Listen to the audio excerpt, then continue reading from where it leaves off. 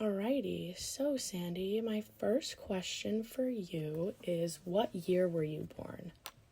1971. 1971, okay. And where in Taiwan were you born? Kaohsiung.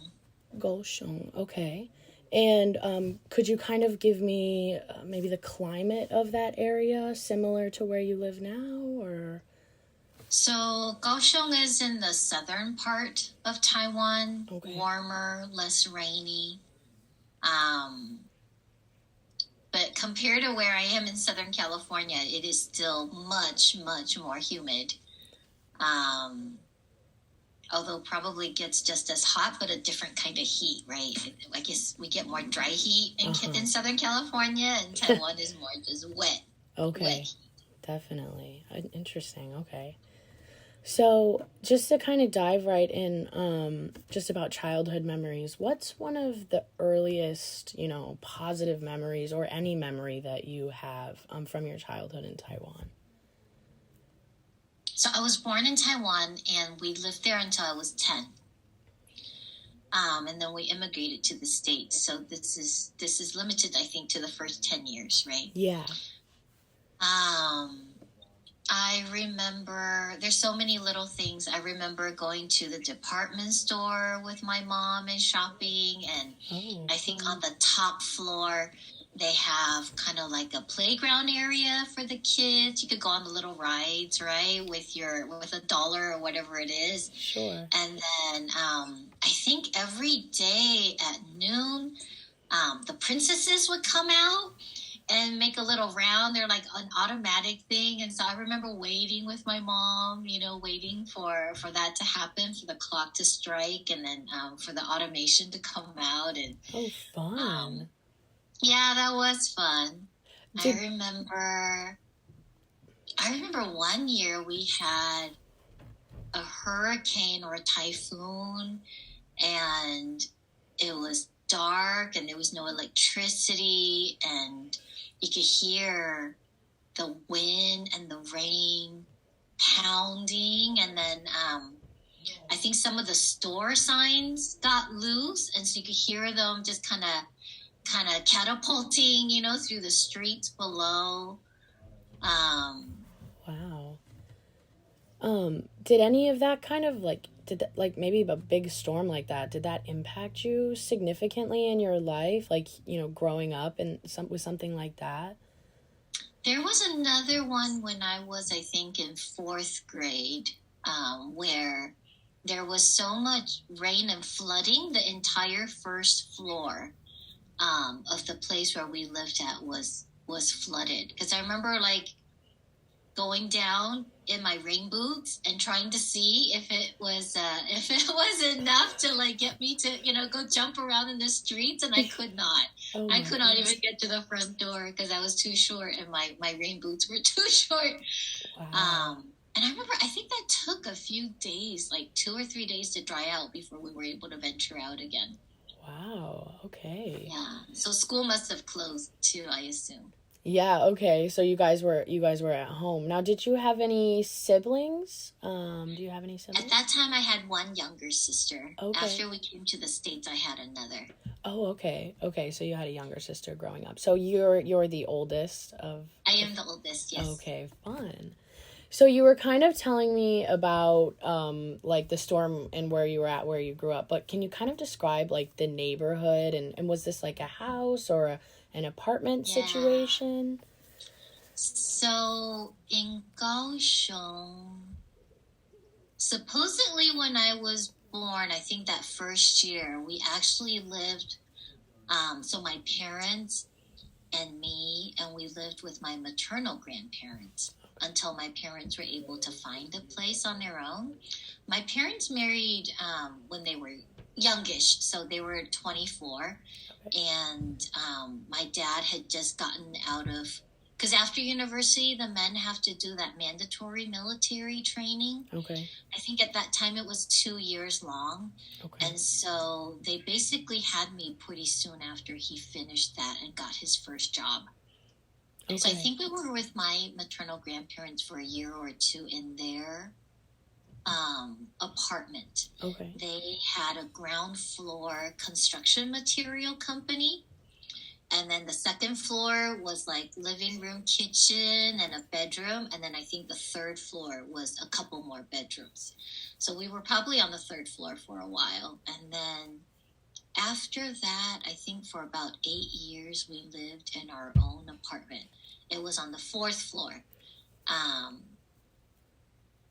And I think we had neighbors on the third floor and then a shop on the first floor. It was a piano store, because I remember I had to, when I started piano lessons, that's obviously where I went. Oh, okay. That's very convenient.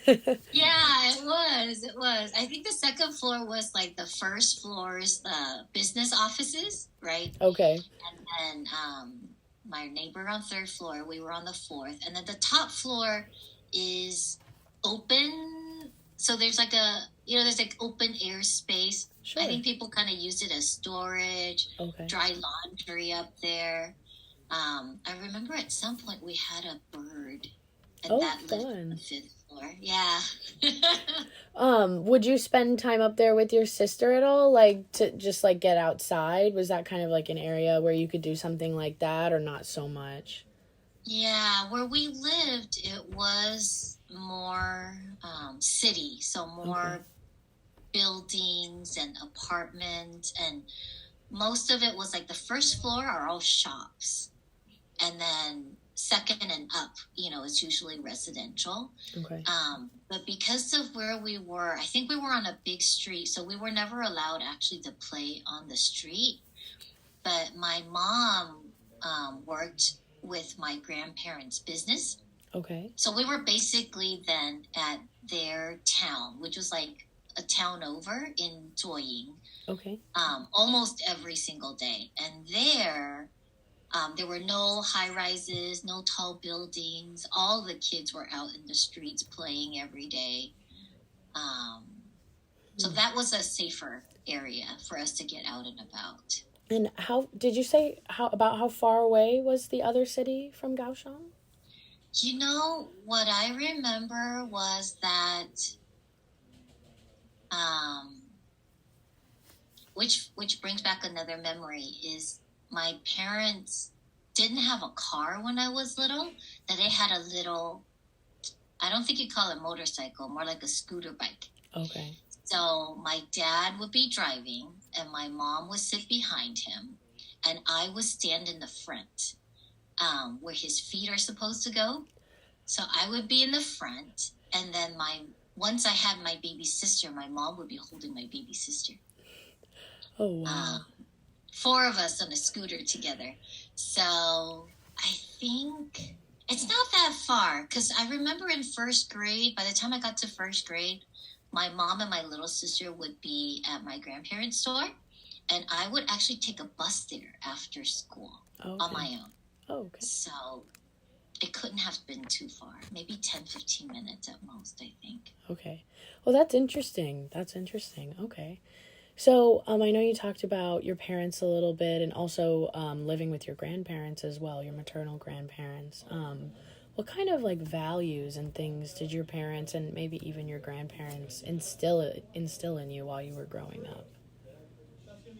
Education was so important. I remember like in kinder and first grade, I would be talking to my grandpa on the phone, and he would be quizzing me like mental math questions. And he's always trying to trip me up.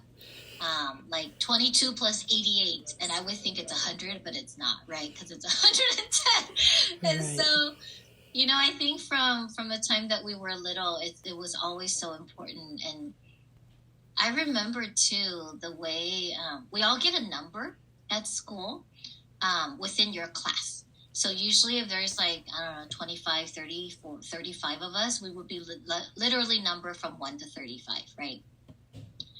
And for I think for the first 3 grades, maybe all the way through 4th and 5th grade that I can remember, it's always by fives. So 5 boys, 5 girls, 5 boys, 5 girls. Okay. Always the guys first. So the guys get 1 through 5, and then the girls will get 6 to 10, and then you rotate. And the lower your number is, it means the smarter they think you are. Okay. So from the very beginning, you were numbered, and everybody knew your number. Okay. Like like I knew my number, right? Right. Because that's how you get roll called and things like that. So when sorry, go ahead. Homework was more important than extracurriculars, right? And getting good grades was always rewarded one way or another.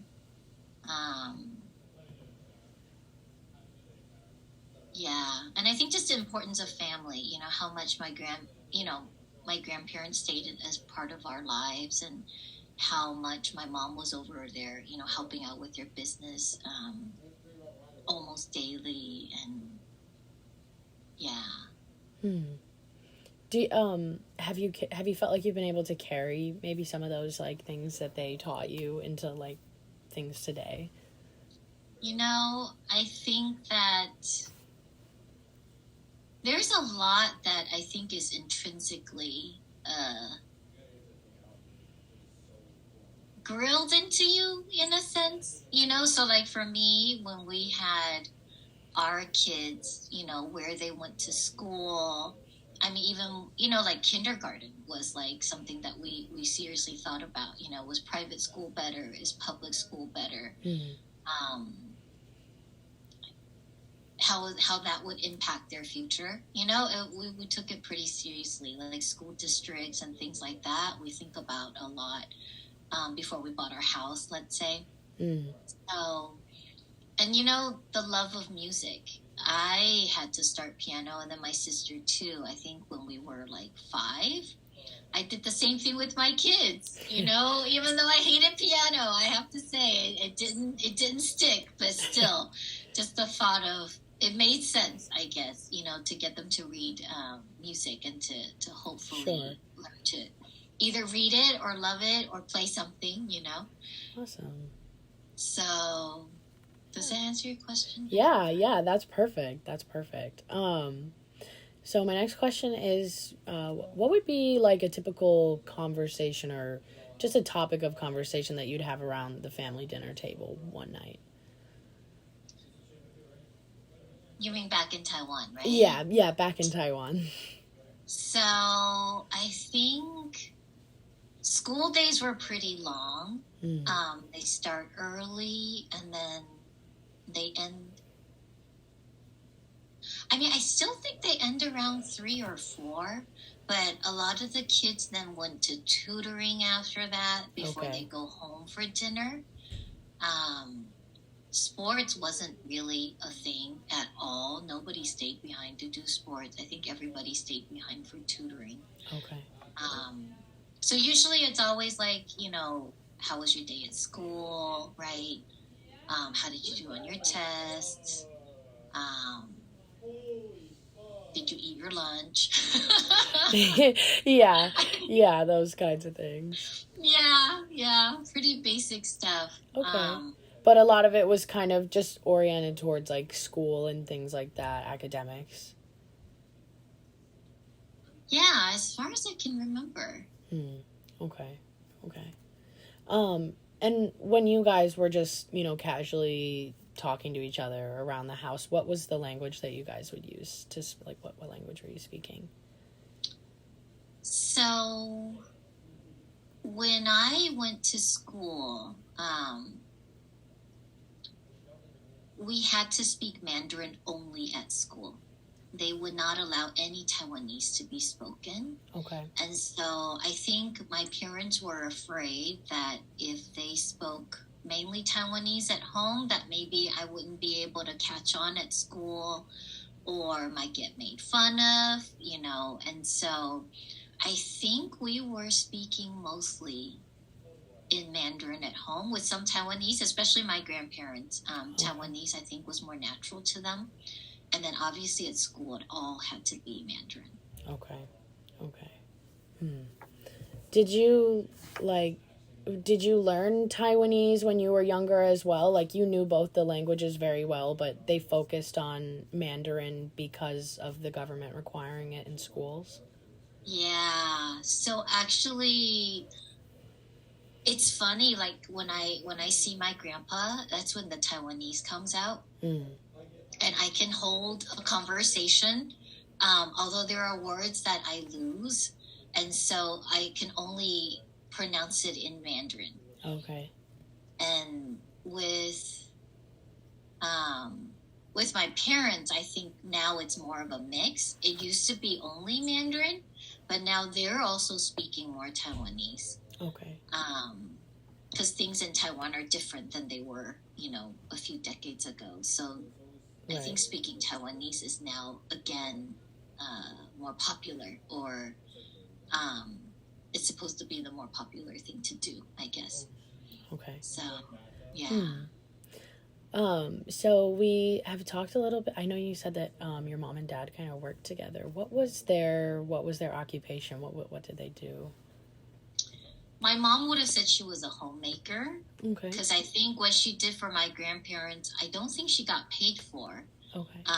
Helping out at their store. My dad worked in the bank, so he started as a teller, Okay. worked his way up, so that by the time we left, he was a manager of some sort. But he was in the bank his whole life, basically. Okay. And what would be like? I'm unfamiliar with the term homemaker. What would be kind of like a description of that? In that she was the one who took care of everything that was house related, whether it was cleaning, cooking, taking care of the children, right? Chauffeuring us around. No, actually, she never drove. Never mind. She never chauffeured us around. Yeah, but she never had a job that she got paid for, Okay. as far as I can recall. Wow. Okay. Okay. So my next question for you is, what was your favorite food that you would eat at home, and how was it kind of prepared? Favorite food from home? I don't know if I had a favorite, but I remember my mom would cook like oyster soup, a lot of stir fries.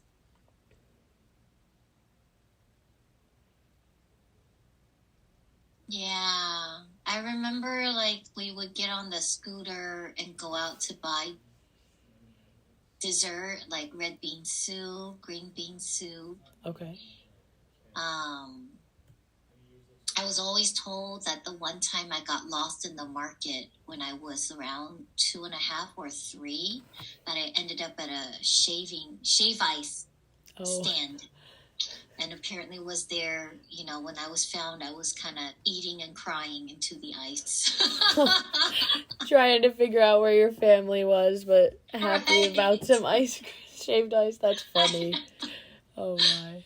I know. So I don't know. I don't know if we had any, favorite dishes. Okay. That's okay. That's fine. We're not looking for any right or wrong answers. So, Yeah. So could you tell me a little bit more about what your relationship with your mom and dad was like when you were growing up, kind of more specifically? Growing up, I was a lot closer to my mom. She was the only one that was around.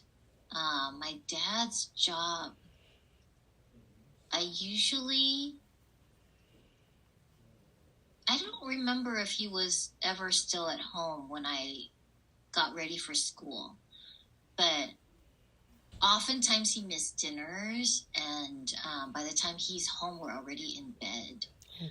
So it was, he worked very long hours, because I think the way he explained it is that they have clients at the bank, and they would kind of have to wine and dine them after work.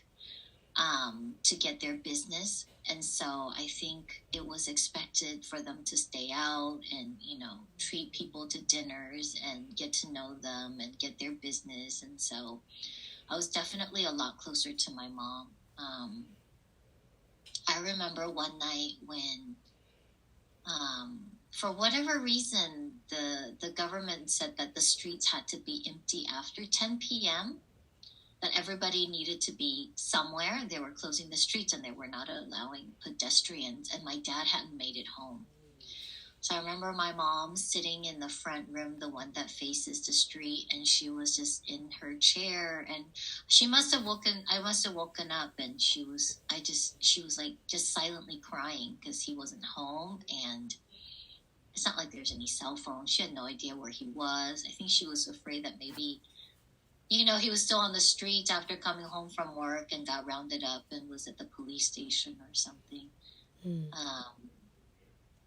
Wow. So was the curfew that you're talking about, you're not sure why they had enforced it? Like they didn't specify. This is not a daily thing. Huh, okay. Yeah, so I'm not sure why that day and not others. Okay. Yeah, I think I just remember it because she was so upset. Yeah, that makes sense.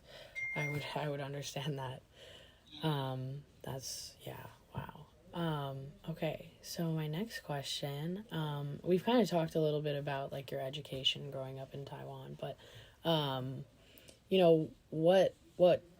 what was the kind of education, like how would you describe the education that you received in Taiwan? I know you were also only there until you were about 10 years old, so the time that you were in school. Much stricter than what I had here.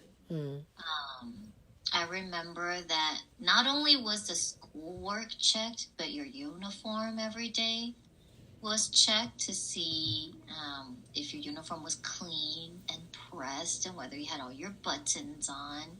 Your nails were checked to make sure that they were clean, because I remember somebody in my class got hit by the teacher for her nails being unclean. I remember that there was a lot of homework from the very beginning, a lot of tests. Not like weekly. I think it was much more than that. Yeah. So, it was interesting what you were saying about how they would check, like, if your uniform was clean and the buttons were on and your nails were clean. Like, would you say that maybe, like, sometimes class would play an issue? Like, if you were someone that was poorer, it would be harder to clean your uniform every single day. And I thought about that. Yeah, how inherently unfair it is for someone that, let's say, had to help out at home with manual labor, right? And maybe was not able then to keep their hands clean, or maybe didn't have, access to laundry services, right? And so wasn't able to, I know.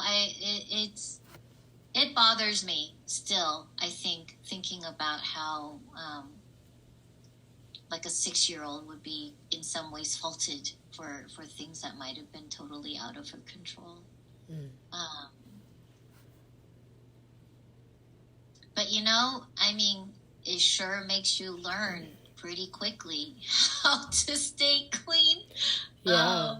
Like if you're playing, right, you're not going to be falling in the dirt or chance anything. Right. Where the teacher might find fault with your appearance, right? Sure. Maybe that also would encourage, better behavior at school as well, so people aren't, kids aren't getting dirty. That's very... Yeah, definitely. Okay, wow, interesting. So my next question, what was, it asked for 10 to 15 years of age, but what was like a typical day for you at 10 years old?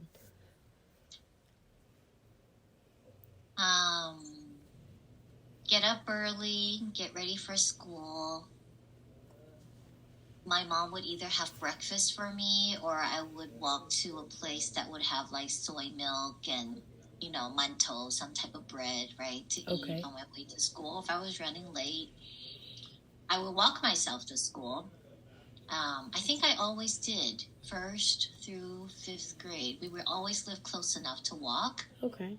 And then the school day, there's middle of the day. I think mid-morning there's like a recess of some kind, because I remember we would be playing games in the hallways, or talking to friends. And then lunch was always brought from home. So everybody had a metal bento box full of their leftovers from the night before.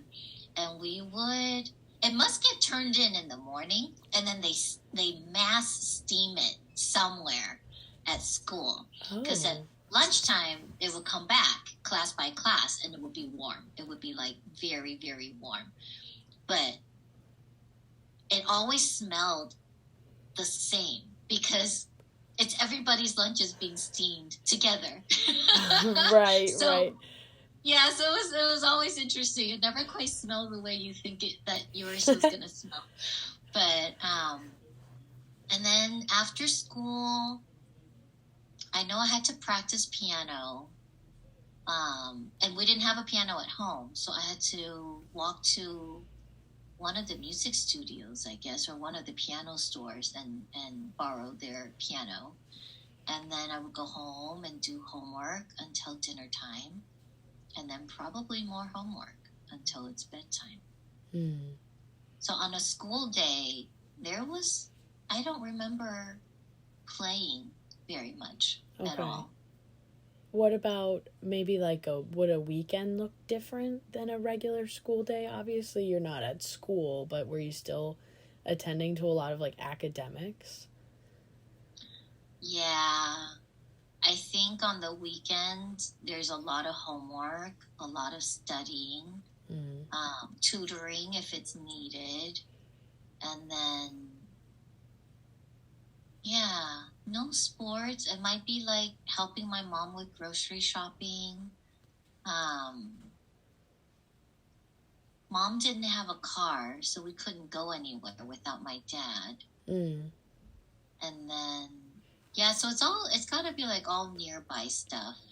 Okay. I don't think we hung out with friends. Yeah, I don't really remember going to friends' house for play dates and things like that. I do remember us going on trips and vacations, though. Okay. It could be either a place you traveled to on a vacation or even close in town, but what were some of your favorite places that you went as a kid? I remember we would go, there was this one trip with my dad's work. I think they must have either sponsored it or put together a trip for all the co-workers. We got to go hiking, and then there were hot springs.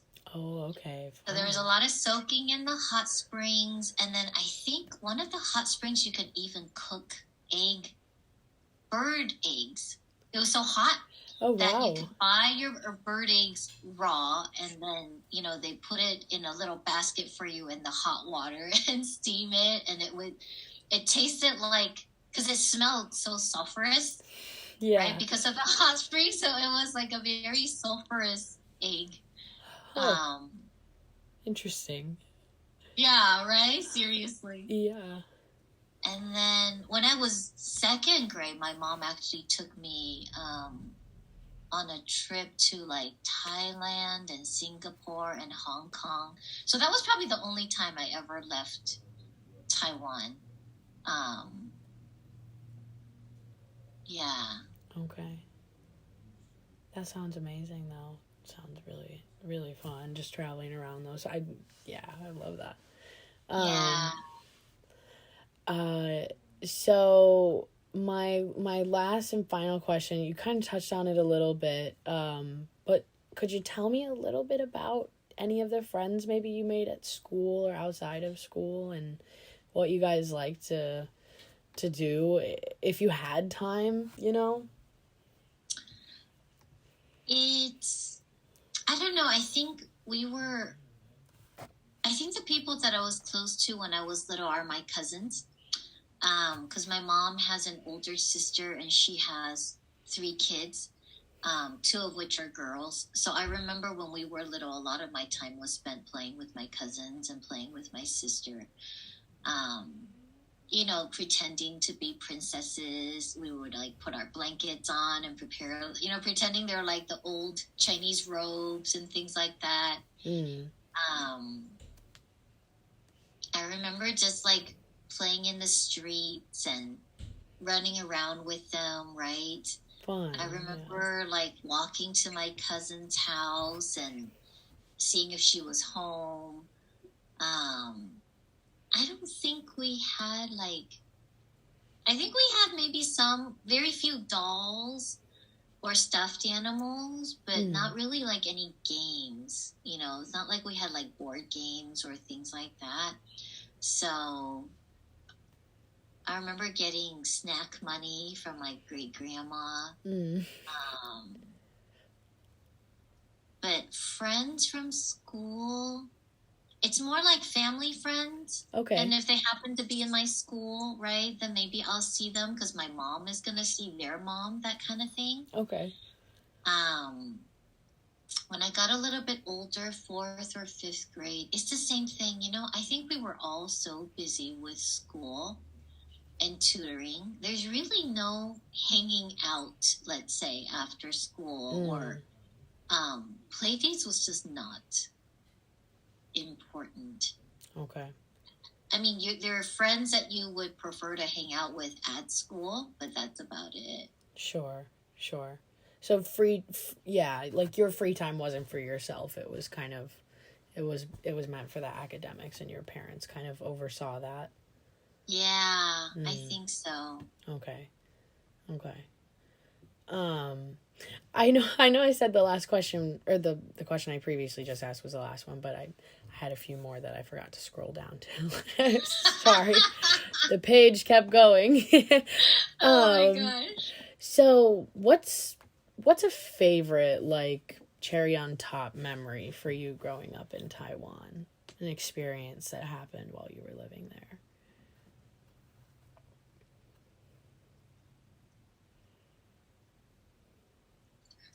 I remember Chinese New Year is always such a big holiday because it's one of the few days of the year that I think my dad gets off, right, from his work. Because I think he used to work Saturdays too. Okay. But so I remember so you have to see both sides of the family, right? Mm-hmm. And so this is one of the few times of the year that we would get to go visit my dad's family because he's from a different town. Okay. And he grew up in one of those traditional farms where with the traditional kind of U-shaped old homestead, right? Sure. And when we go for the holidays, my grandma literally would kill a chicken or a duck for our dinner. And I remember one year, I guess she decided I was old enough to help. And so she picked it out and she broke the neck and she showed me how to do it. And then she showed me how the blood had to be drained. And then the whole thing had to be boiled. And then the feathers obviously had to be plucked. And I never knew that there were so many insides to something, right? Sure. To a duck. I think that year was a duck. She would just pluck her hands in and out comes another organ, and then she'd be rinsing it and then she'd go back in and bring something out. And then she showed me how she cleans the intestines. And she was like, this is what we use this for. Then we can use this for that. And basically every single part was used or eaten in some way. I don't think it was very traumatic. I think it was just interesting. It was fun. Sure. Yeah. And to realize that that she did it for us every year. Like this was like the once or twice a year, where she got to prepare something, right? This, I guess, from scratch, so to speak. Yeah. Um, It's a yeah, labor of love for sure to go through all that work for you guys. That's yeah, amazing. for sure, for sure. Wow. So my next question for you is kind of contrasting to my last one, which is, could you describe maybe a worrisome or challenging experience that you had as a child? I don't think I ever told anybody this, but I remember biking home one day. I must have been in third grade. Um, and there's like residences on both sides. And I Sure. think there was a man on an upper floor who, as I biked down the street slowly, because I wasn't that big, and I'm like looking up, I'm nosy, right? And I think he took his pants off. I don't think I told my mom that I can remember.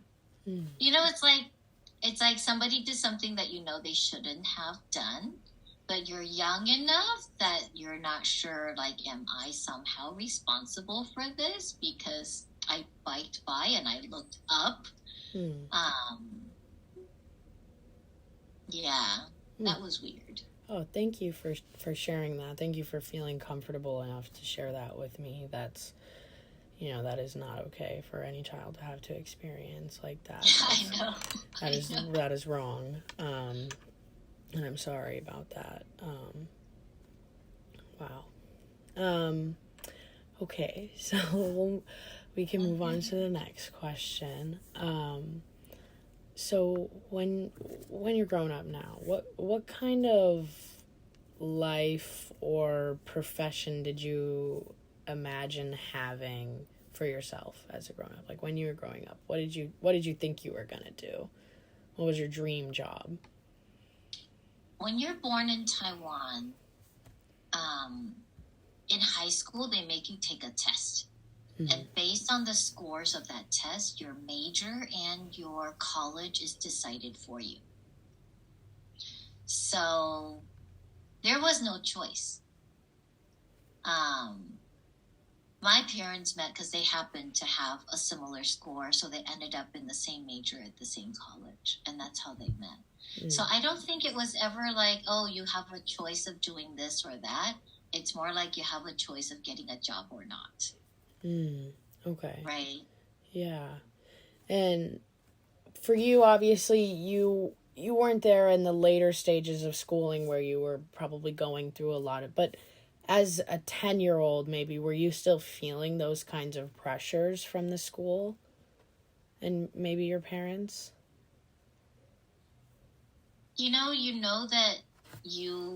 I know that it was education and doing well was important to my parents. And then you also know that everybody is, in a sense, keeping an eye on how you are doing school-wise. So there was tremendous pressure to do the best that you can, right? Talking about, we were talking about as a child how there wasn't always a particular pressure on you because you weren't going to have to take those tests yet that we were talking about. Does that kind of jog your memory about where we were? So could you tell me a little bit more about that maybe and your experience with that? I think maybe because my mom never had a job. I think maybe they weren't quite sure then, if you marry somebody and they don't want you to work, I'm not sure how much choice back then women had in a relationship, in a marriage, right? Because it's still very patriarchal, and I think wives very much submitted to their husbands when it comes to decisions like that, whether she would have a job or not. Sure. Okay. Interesting. So I don't know if they ever expected, like, what they ever expected from us. Okay. Maybe when you came to the United States, when you emigrated here, was there kind of a new, almost like realization that you could do what you desired to do, or were you still influenced by what maybe other people would want you to do? Yeah, I think my parents always told me that the main reason we came to the United States was so that we can have what they considered a better education, in that you can choose, in a sense, right, for college, let's say, what you wanted to be educated for. So I think, once we came here, it was very much like I was expected to have a job, to have a career, to take care of myself, and not to expect to just marry well. But it was always, being a doctor, an engineer,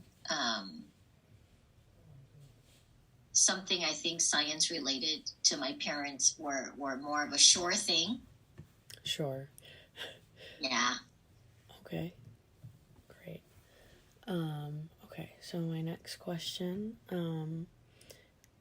these are my last two, but this one's kind of just in total, in sum. What kind of feelings and words or thoughts come to mind when you remember growing up in Taiwan? I think I was very happy as a kid there.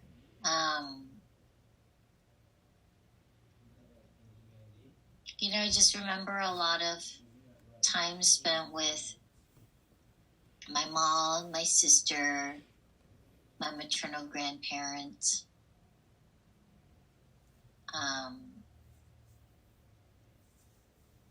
It's just, I think, to me, a lot of the memories are very sweet.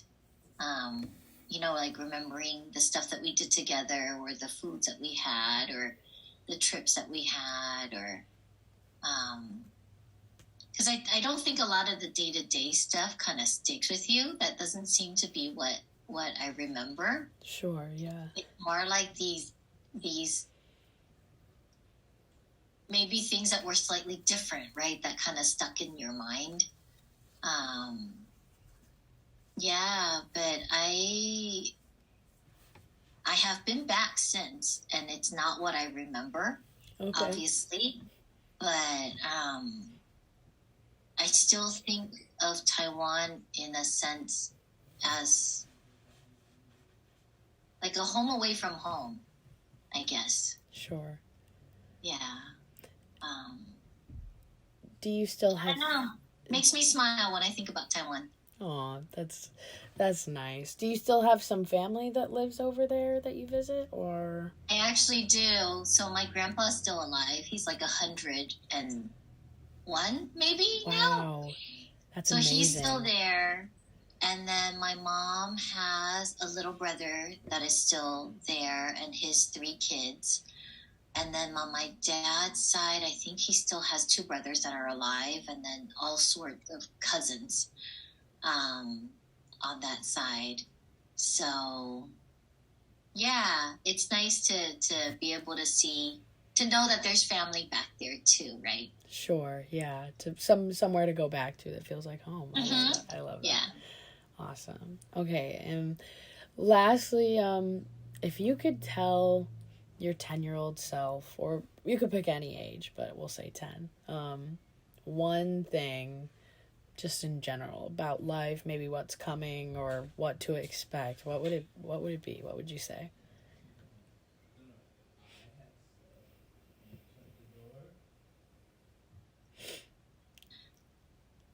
To not be such a people pleaser, and to learn to say no.